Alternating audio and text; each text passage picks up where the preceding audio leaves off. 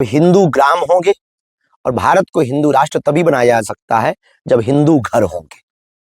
इसी प्रकल्प को लेकर के अभी भारत में एक भी गांव ऐसा नहीं है जो स्वयं से हिंदू ग्राम घोषित हो, लेकिन हमने मन में विचार किया लगभग 1000 परिवार बागेश्वर धाम के 1000 मकानों में रहेंगे।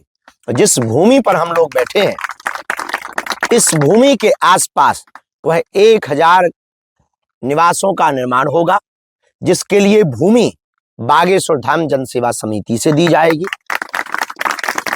और निर्माण की जिम्मेदारी बागेश्वर धाम के सभी जो सेवादार हैं, जिनकी इच्छा है, जिनको हिंदू ग्राम में रहने का संकल्प है, जिन्हें बालाजी के चरणों में अपने जीवन बिताने का भाव है, उन लोगों के लिए यह भूमि पूर्ववत रूप से रजिस्ट्रेशन करवाने पर आवंटित की जाएगी और उनके केवल मात्र इस बात का सहयोग लिया जाएगा कि आप निर्माण कार्य के लिए जो समिति तय की गई है, उस समिति को मटेरियल का, सामग्री का आप जो है व्यवस्था करवा दें, तो पूर्णतया एक जैसे मकान 1000 मकान इस भूमि पर बनाए जाएंगे। हाँ, ये क्रय विक्रय हेतु नहीं है, इसलिए जब तक आपका जीवन रहेगा तब तक वो भवन आपका ही रहेगा बागेश्वर धाम के पास में। इसका नाम ही है बागेश्वर धाम हिंदू ग्राम।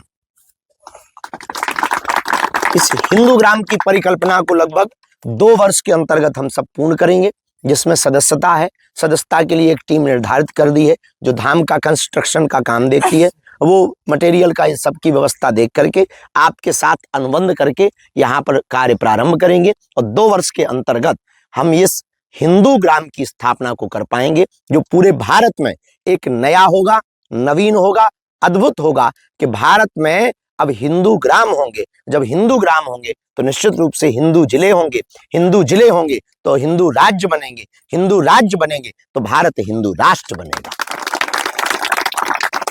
इस हिंदू ग्राम की परिकल्पना में जो वास्तविक बागेश्वर धाम के प्रति शरणागति भाव रखते हैं, निष्ठा रखते हैं, उनके लिए ही यह स्थान प्राप्त हो पावेगा, उनके लिए ही यहाँ पर भवन प्राप्त हो पावेगा। यहाँ गैर हिंदुओं का प्रवेश वर्जित रहेगा। इस हिंदू ग्राम की, हाँ, कोई सनातन को मानता है, उसकी श्रद्धा है, सनातन के प्रति उसकी निष्ठा है, तो वो स्वीकार है अगर वो बालाजी को मानता है। पर सनातन के प्रति, राम के प्रति, इस देश के प्रति अगर किसी की निष्ठा नहीं है तो इस ग्राम में उसका प्रवेश नहीं है, वर्जित होगा। इस विचार तो सबको खूब खूब बधाई हो। एक नवाचार होने पर आप सबको खूब खूब बधाई हो। उसके लिए अगर आप हिंदू ग्राम की इस परिकल्पना के साथ जुड़ना चाहते हैं तो जो कमेटी है उस कमेटी से आप संपर्क कर सकते हैं, वहां पर आप अपना रजिस्ट्रेशन करवा सकते हैं। तो जो निर्माण कार्य में खर्च होगा वो तो नहीं अपनी जेब से देना पड़ेगा, हम तो दे नहीं सकते हैं, लेकिन वो 2 प्रकार से होगा कि तो सुविधा में परिवर्तित होगा, दूसरा हिंदू ग्राम भी बन जाएगा, तीसरा आप जब भी बागेश्वर धाम आएंगे अपनी चाबी खोली आराम से रुकने का मौका मिलेगा। हम तो कहते महीना भर रुकना है तो महीना भर रुको, वो तुम्हारा है, चाहे जैसे रुको। तो बढ़िया जो है आपको भी सुविधा और धाम के पास में एक हिंदू ग्राम की भी व्यवस्था। और सबसे बड़ी बात हमको ये होगी कि बीच बीच में कोई आयोजन हुआ, आने वाले अतिथियों संतों के लिए वो स्थान काम आ जाएगा। तो समिति का भी काम होगा, श्रद्धालुओं का भी कार्य होगा और आपका अधिकार भी रहेगा और हिंदू ग्राम की स्थापना भी रहेगी।